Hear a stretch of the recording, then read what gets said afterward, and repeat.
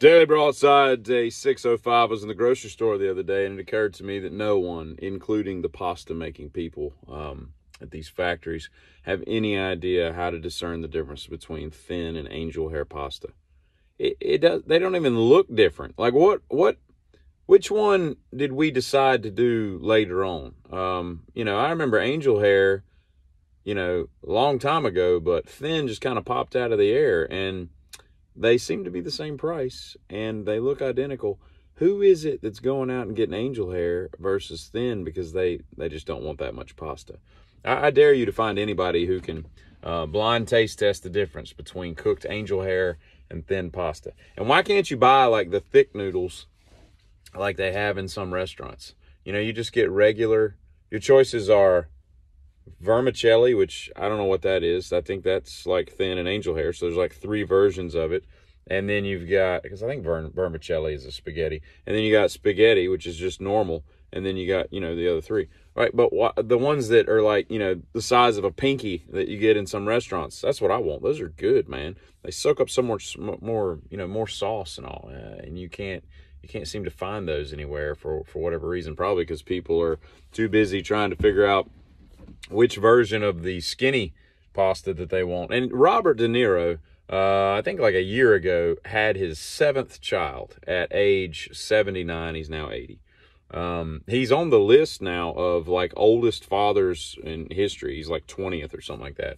Al Pacino, oddly enough, was like 83 when he had one. So he's a few notches ahead of him. But you take those 2 goofballs, and I don't think that that's fair to the child, because you're living on borrowed time when you're on your 80s. You're already past the life expectancy age. I think it's been pushed to like 76, 77, something like that, with modern medical, science and all the things we've got. We're living a little bit longer. It used to be like 73 or something a few years back, but you're still on borrowed time. I mean, if you talk to anybody that does, actuary tables, they'll tell you, oh, dude, somebody in 80, your chances of dying every year you live are just exponentially greater, Trump, Biden. But you could just drop dead at any moment. And I don't know why you would bring a child into the earth.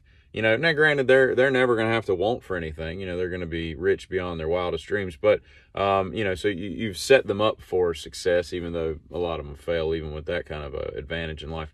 But you don't really get to spend that much time with someone when and imagine, like, you're just going to, even if you live to be 97, 102, you're going to be of such, you're not going to be able to go out and throw a baseball with them. You're not going to be able to, you're not going to be able to go to their baseball game because you can't get around. You can't get in the bleachers. You can't sit still for more than 2 minutes without, having to, whatever. I think it's kind of cruel to bring, and don't tell me that was an accident. You slip one past the goalie. No, that had to be like insemination or something like that. This, whatever happened, that was intentional. I fail to believe how that could accidentally happen. But so I'm not pro 80-year-old people getting people pregnant and then knowing them for 4 years and then drifting off, because the child's going to be, he's got 6 other kids, or the little one, the 4-year-old or whatever she is when he finally kicks the bucket's going to be like, so what was dad like? Because they don't know. It's crazy. But yeah.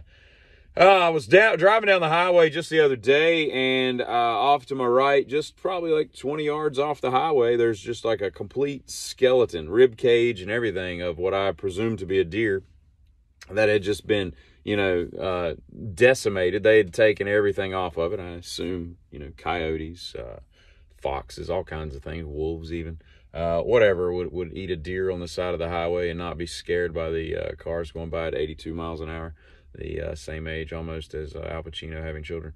And I go past that, and I'm like, hey, you don't see that very often, that close to the road, obviously back in the woods, cool, because animals are a little skittish when they're eating, keep their eyes peeled. But I go up a mountain, maybe a quarter mile down, and there's a dead skunk on the left side of the road, and it's just right there on the shoulder, and maybe that precluded anything from digesting it and all. But I thought to myself, I was like, I wonder if animals eat skunks, not knowing what it is at first, and then they're like, oh, this tastes like ass, because they've got to.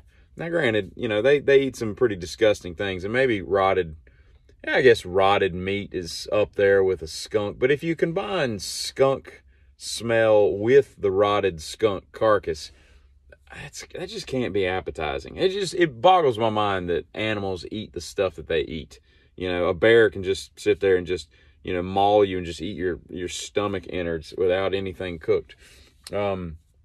It's just weird. And while we're talking about eating stuff, y'all got to stop eating snow, okay? Stop making snow cream. Stop making, you know, all these desserts. Snow is disgusting, you know? Even if it looks white and, you know, it's still dirty. I mean, there's stuff from the air coming down with it, and all the chemicals and pollutants that float around in our atmosphere, along with the fact that you're scooping it off the ground and God knows what, bird droppings and all kind of stuff have mixed into it that you just can't tell with the naked eye.